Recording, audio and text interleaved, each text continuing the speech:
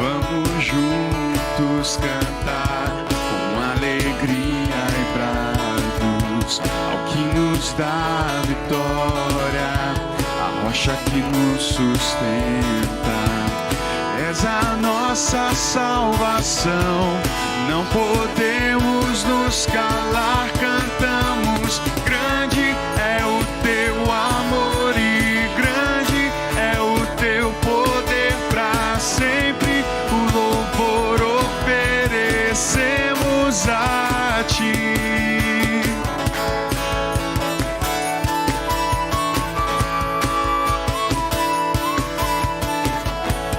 Nós queremos te adorar, nossos corações prostrar. Teu amor nos resgatou, somos teus, és nosso Deus. És a nossa salvação, não podemos nos calar, cantamos. Grande é o teu amor e grande é o teu poder para sempre. O louvor oferecemos a ti, com todo nosso coração, por tudo o que és e muito mais. O louvor oferecemos a ti.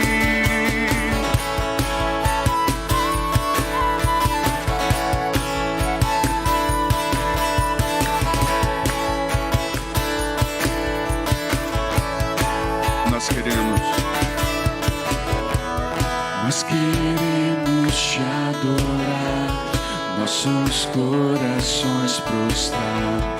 Teu amor nos resgatou, somos teus, és nosso Deus. Somos teus, és nosso Deus. Somos teus, és nosso Deus.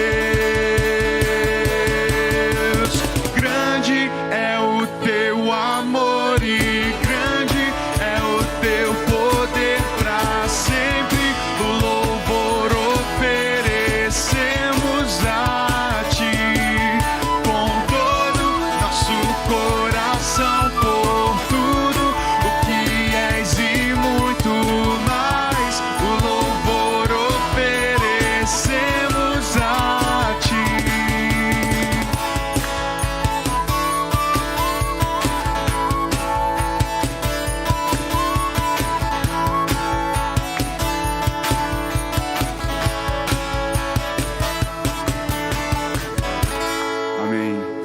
Continuar louvando o Senhor, engrandecendo o nome dEle, para a glória dEle, para o louvor dEle.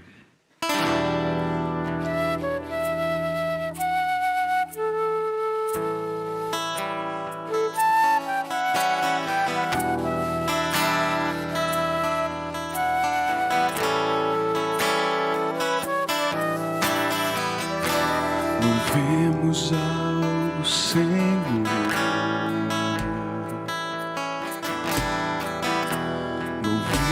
Ao Senhor, adoremos no seu santo monte, nosso amado Pai, teu nome é santo. Louvemos ao Senhor.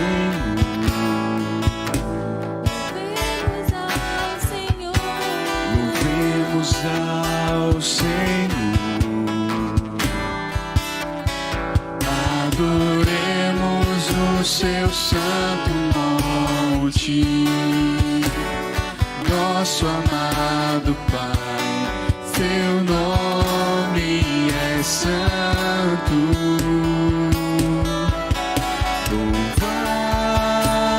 Louvamos ao Senhor, pois seu nome é santo. Pois seu nome é santo. Louvamos ao Senhor, pois seu nome é santo. Pois seu nome é santo.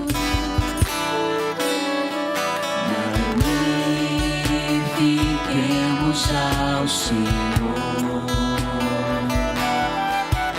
ao Rei que é digno de louvor. Excelso, supremo e muito digno de louvor. Excelso,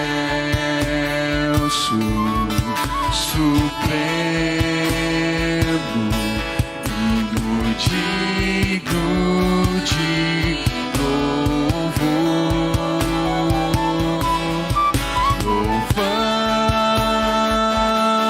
ao Senhor, pois seu nome é santo.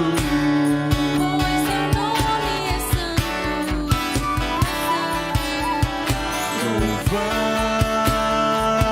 Louvamos ao Senhor, pois seu nome é santo. Pois seu nome é santo. Louvamos ao Senhor mais uma vez. Louvamos ao Senhor, pois seu nome é santo. Pois seu nome é santo.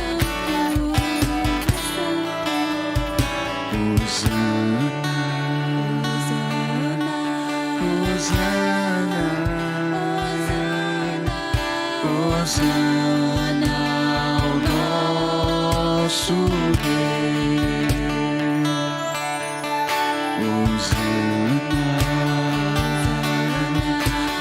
Hosana, Hosana ao nosso Rei. Cristo é a nossa vida, o motivo do louvor em nosso novo coração, pois morreu a nossa morte para vivermos sua vida, nos trouxe grande salvação.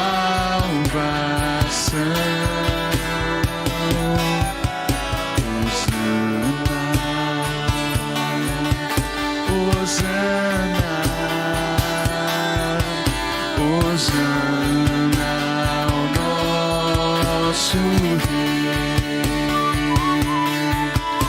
Hosana, Hosana,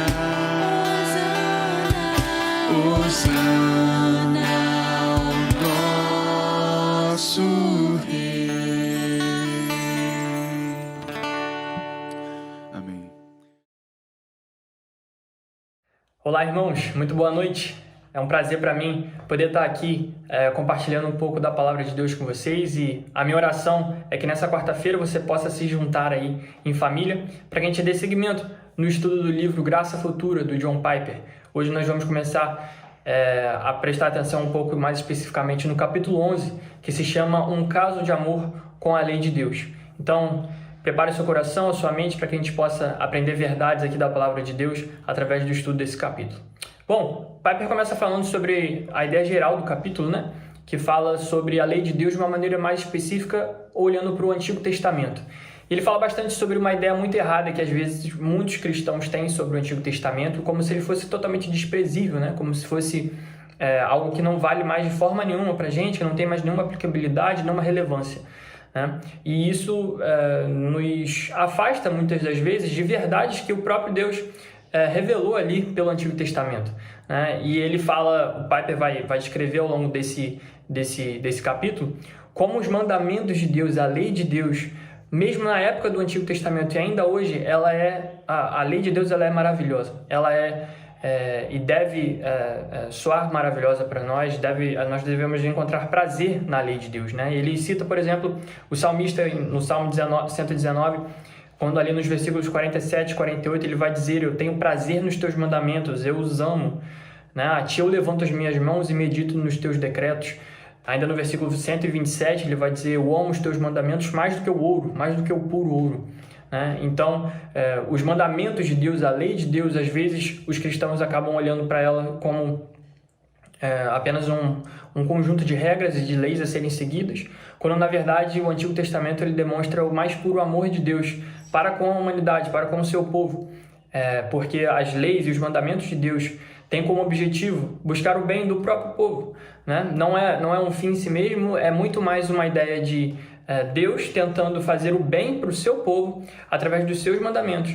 É muito mais uma ideia de amor e graça do próprio Deus do que somente um desejo por poder que Deus poderia ter ali, de querer que todo mundo obedecesse, né? E a gente perde um pouco a visão disso, porque na verdade, né, se a gente observar o padrão do Antigo Testamento, a gente vai ver que todas as leis e todos os mandamentos que foram ali descritos, né, tinham como objetivo buscar o bem do povo. Era Deus tentando fazer o melhor para o povo dele.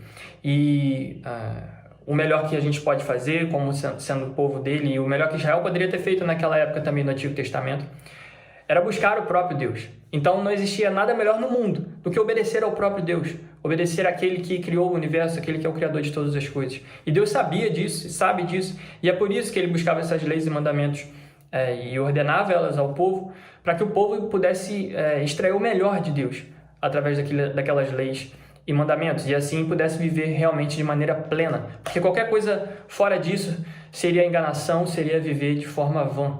Então Piper no começo do capítulo vai falar bastante sobre isso, sobre como a gente tem uma ideia um pouco errada às vezes do que é o Antigo Testamento. Não é só um monte de regras que Deus está lá no trono lá com um cajado, né, forçando que todo mundo obedeça. Muito pelo contrário. Ele quer que nós obedeçamos, ele quer que nós sigamos os seus mandamentos, porque essa é a forma plena que a gente pode viver. Essa é a melhor forma do mundo que existe para a gente viver e achar satisfação plena nele. E aí, uma ideia muito errada também que Piper vai falar, que muitos cristãos têm e que pode ter sido um problema ao longo da história, é essa ideia de que o Antigo Testamento ele é mais a parte de acusação da Bíblia e que o Novo Testamento é a parte de perdão da Bíblia. Ele vai mostrar que isso é mentira, né? Isso não é verdade, porque o Antigo Testamento ele já passa um padrão e ele já faz provisionamento pelo perdão dos nossos pecados, né? No Salmo 103, por exemplo, nos versículos 8 a 14, o salmista diz assim: o Senhor é compassivo e misericordioso, muito paciente e cheio de amor. Não acusa sem cessar, nem fica ressentido para sempre, não nos trata conforme os nossos pecados, nem nos retribui conforme as nossas iniquidades. Pois como os céus se elevam acima da terra, assim é grande o seu amor para com os que o temem. E como o Oriente está longe do Ocidente, assim ele afasta para longe de nós as nossas transgressões. Como um pai tem compaixão de seus filhos, assim o Senhor tem compaixão dos que o temem. Pois ele sabe que somos formados e lembra-se de que somos pó. Isso soa como algo que é totalmente acusativo e somente isso? De forma nenhuma, né? Isso é um salmo do Antigo Testamento mostrando um Deus que está disposto a perdoar. Um Deus que é muito mais lento para irar-se do que para perdoar, para se aproximar daqueles que o temem. Então, o próprio Antigo Testamento já faz esse provisionamento pelo perdão dos nossos pecados a partir da fé na graça futura, que é o que a gente vai ver, que é a ideia principal aqui do capítulo, tá? E aí ele começa a falar um pouco sobre o Antigo Testamento e sobre os santos que viveram lá, né? Abraão, Isaac, Davi, você pode ter na sua cabeça aí vários nomes.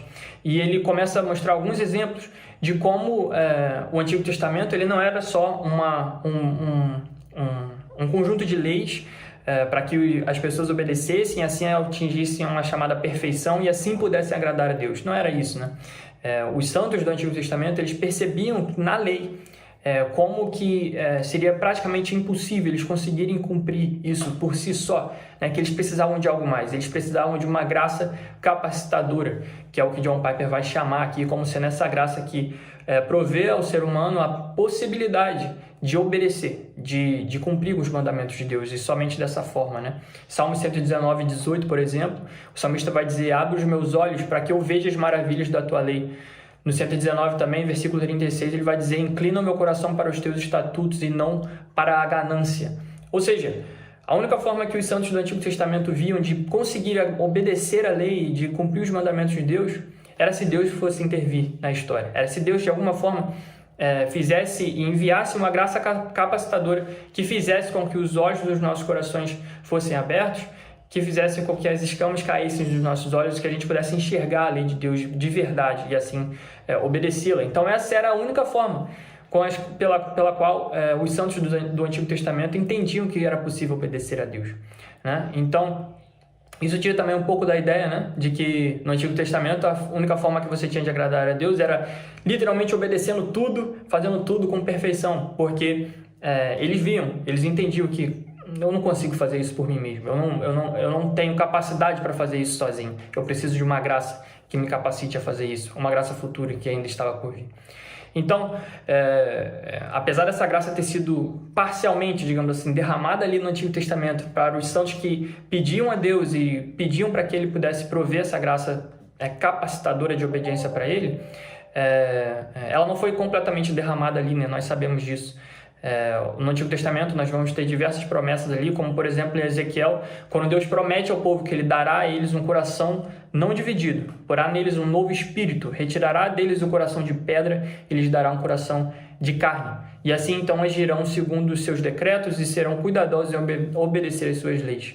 Eles serão o seu povo e Ele será o seu Deus. Então ali em Ezequiel capítulo 11, Deus promete que em algum momento no futuro Deus retiraria do povo o coração de pedra e daria ao povo um coração de carne, um coração disposto a obedecer.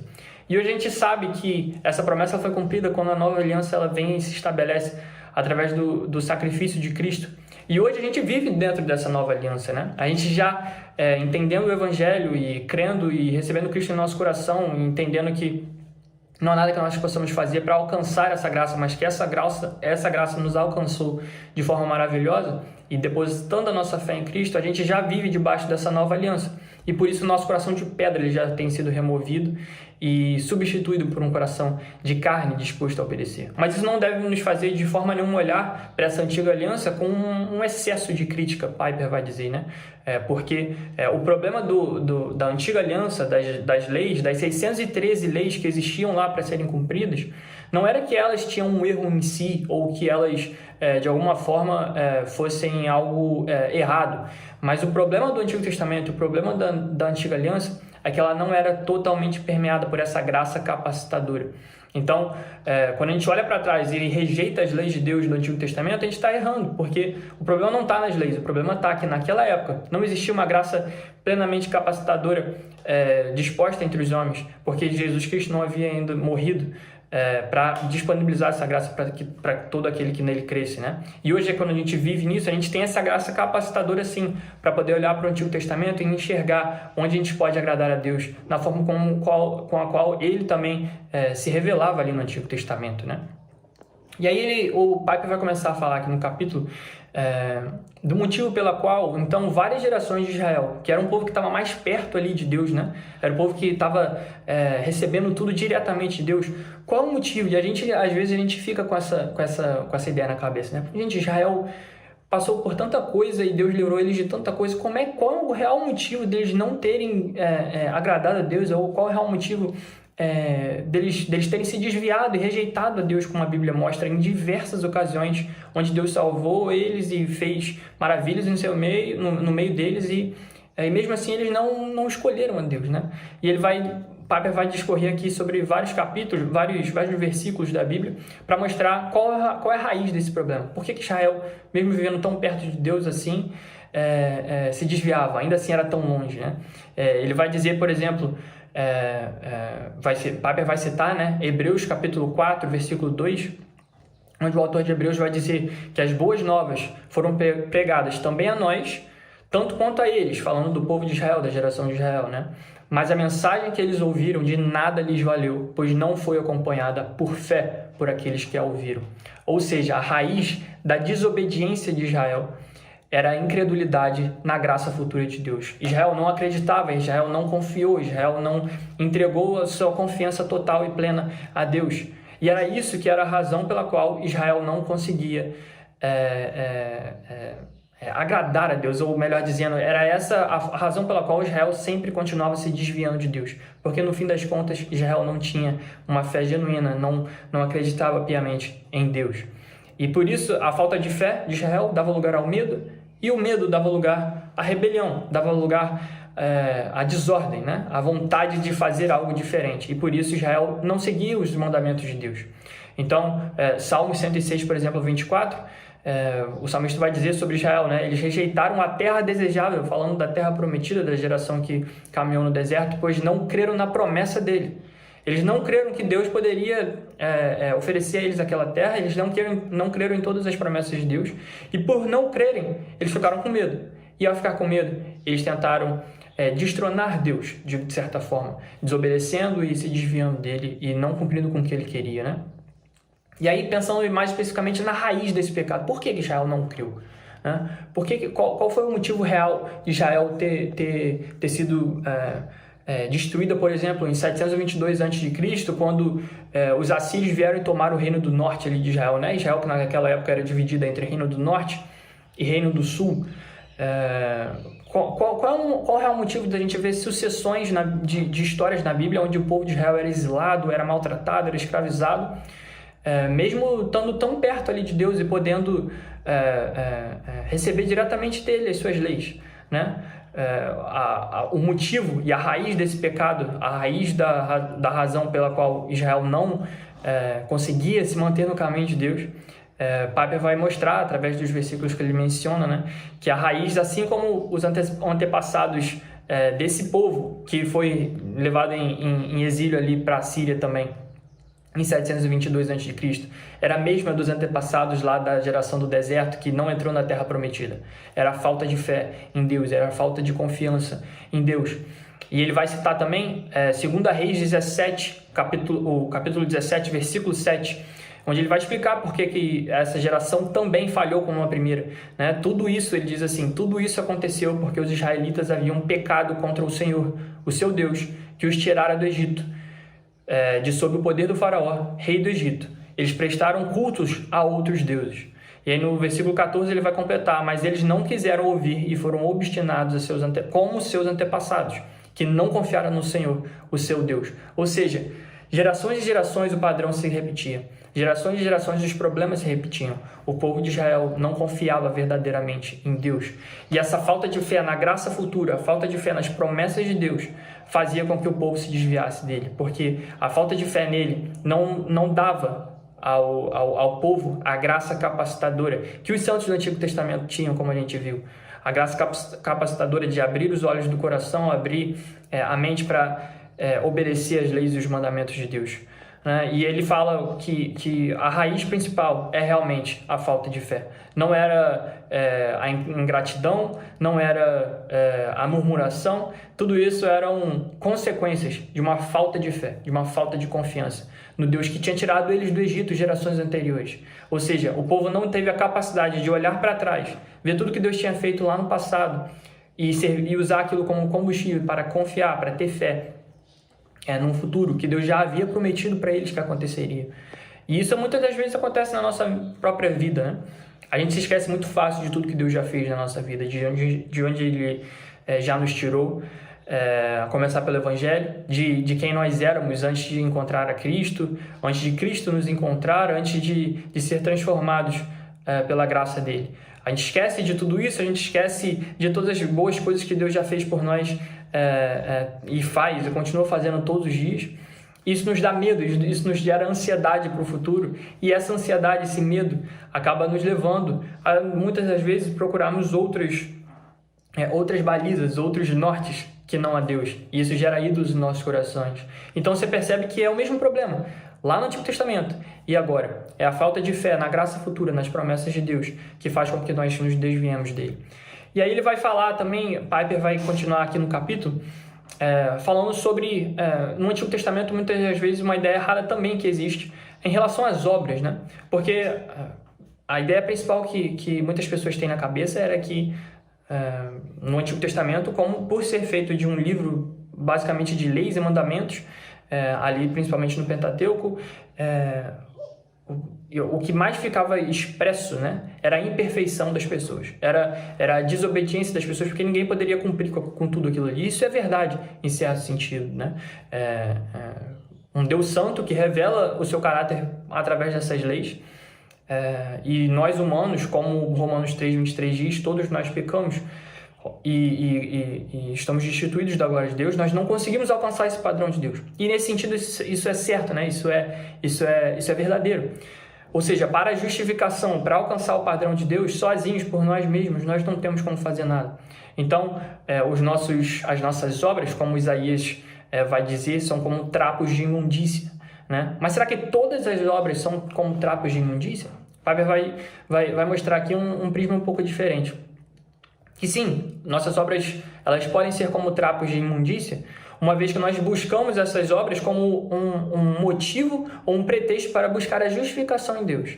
Nesse sentido, elas sempre vão ser qualquer obra, vão ser como trapos de imundícia, porque Deus é santo demais, Ele é poderoso demais, Ele é perfeito demais, e nós não somos nem um pouco perfeitos, nem um pouco santos, pela natureza pecaminosa que nos corrompe. Então, nossas obras, sim, perante a justificação, são como trapos de imundícia. Perfeito.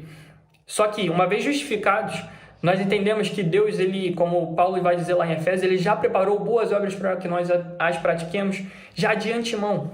Ou seja, o próprio Deus já preparou boas obras, que fossem agradar a Ele lá na eternidade passada, para que a gente fosse praticar essas obras após a nossa justificação. Então, Deus exige sim uma justiça, né? Que não é um trapo de imundícia. E essa justiça, ela não é um fundamento da nossa justificação, ela é a consequência. Nós porque somos justificados por uma graça divina de Cristo, que veio numa cruz, morreu, ressuscitou para que Ele pudesse nos salvar dos nossos pecados. E mediante a fé nele, mediante a fé nesse trabalho redentor de Cristo, a gente pudesse alcançar essa graça. E a partir de então, nós temos sim a possibilidade de fazer boas obras que vão agradar ao nosso Deus. Então, Isaías 64 diz certamente, né, que as nossas obras elas são como trapos de imundícia. E sim, isso é verdade. Para a justificação, elas vão ser sempre como trapos de imundícia, elas não servem de nada.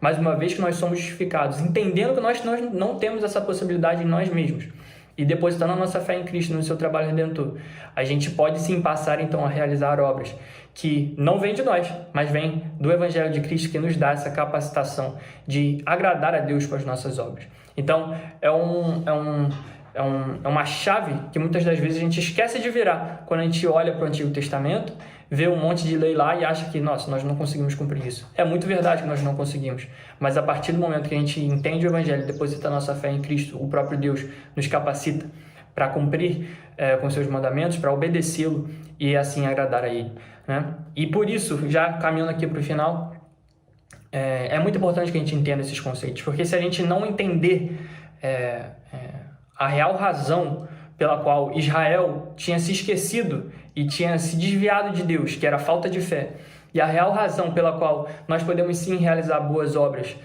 a partir do momento que nós somos justificados por fé na graça de Cristo, se a gente não entender isso, a gente acaba não entendendo muitas promessas do Antigo Testamento, né? Porque o Antigo Testamento é repleto ali em Salmos, principalmente de promessas, onde Deus fala que Ele vai se agradar do justo, que o caminho do justo será bom, que Ele destruirá o ímpio, mas que o justo viverá. Então, Ele fala de várias promessas para pessoas justas, já no Antigo Testamento. E aí você pode olhar para esses versículos e acreditar que são os justos ali, são pessoas que simplesmente cumpriam com tudo que Deus queria.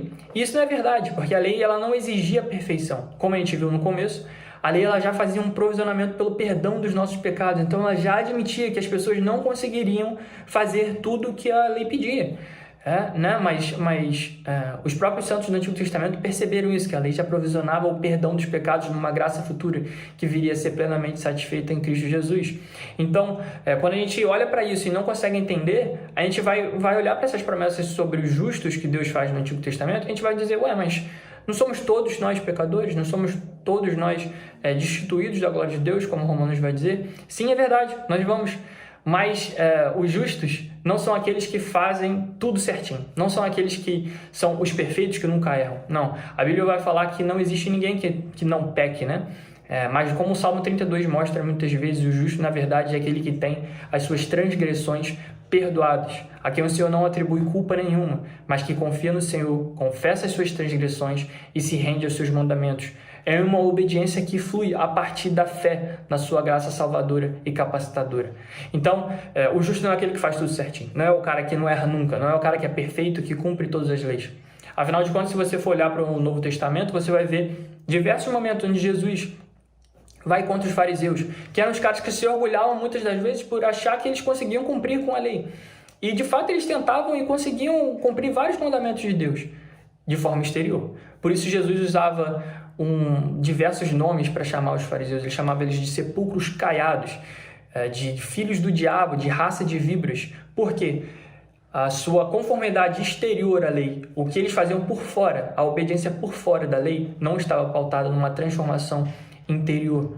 E por causa disso, eles não entendiam realmente a raiz da lei, que era não ser perfeito, era não fazer tudo certinho, mas era se submeter em fé a uma graça futura e capacitadora, que nos capacitaria a obedecer a Deus, né? E o obedecer a Deus de forma contínua, de forma consistente, né? Sem buscar uma desobediência impenitente, digamos assim, né? Uma desobediência que não tem arrependimento, uma desobediência onde, por ser simplesmente um jogo de regras, eu cumpro algumas coisas, outras não. Eu cumpro aquilo que eu acho que é conveniente e o que não é tão conveniente assim, se eu não conseguir, tá tudo bem, né? O foco é totalmente diferente. O foco é entender que sim, eu vou errar, sim, eu não vou conseguir fazer tudo que Deus quer, mas eu entendo que a partir do momento que eu sou justificado na graça dele, eu tenho o poder dado pelo Espírito Santo para poder pedir perdão pelos meus pecados, para poder pedir perdão pelas minhas transgressões e buscar a cada dia, buscar ser parecido mais com Cristo, a entender mais dos seus mandamentos, das suas leis e buscá-las de forma a tentar agradar a Deus com essas boas obras, que agora sim eu sou capaz de fazer pelo Evangelho e pela transformação que foi gerada de dentro para fora, não de fora para dentro, como os fariseus faziam e eram chamados de sepulcros caiados por Deus. Então, a ideia geral desse capítulo é mostrar que Israel errou feio em como como deveria ser buscada a fé, ou como deveria ser buscado, como Deus gostaria de ser buscado através da lei. Eles interpretaram ela de forma completamente errada. Eles acreditavam que você precisava ser perfeito. E Deus, mesmo no Antigo Testamento, mostrava que, na verdade, não era bem isso. O que a lei exigia era uma fé numa graça futura, uma graça que ainda estava por vir, e que seria capacitadora, e que seria uma graça que demonstraria a eles e daria a eles o poder e a capacidade de obedecer a Deus. Era a fé nessa graça que Deus queria através da lei. E o povo de Israel caiu e foi desviado de Deus tantas vezes porque não interpretou dessa forma, não entendeu dessa forma, porque eles não confiaram em Deus. Meus irmãos, é isso. O capítulo ele é bem extenso, eu convido vocês, os que têm a oportunidade, a lerem, porque ele é muito edificante, tem muitas ideias que eu acho que a gente muitas das vezes deixa passar batido, mas ele é muito verdadeiro e íntegro em relação ao que a Bíblia diz sobre o Antigo Testamento, que muitas das vezes, como eu falei, a gente tem uma visão um pouco errada dele. E Piper ele tenta mostrar através desse capítulo que não. A gente pode olhar para o Antigo Testamento, ver boas práticas, ver um Deus amoroso, um Deus que essencialmente pedia exatamente a mesma coisa que ele pede hoje: fé na sua graça futura, fé na esperança que está por vir. Então, eu espero que isso tenha edificado você, a sua família, e nos vemos na próxima. Um abraço, fiquem com Deus.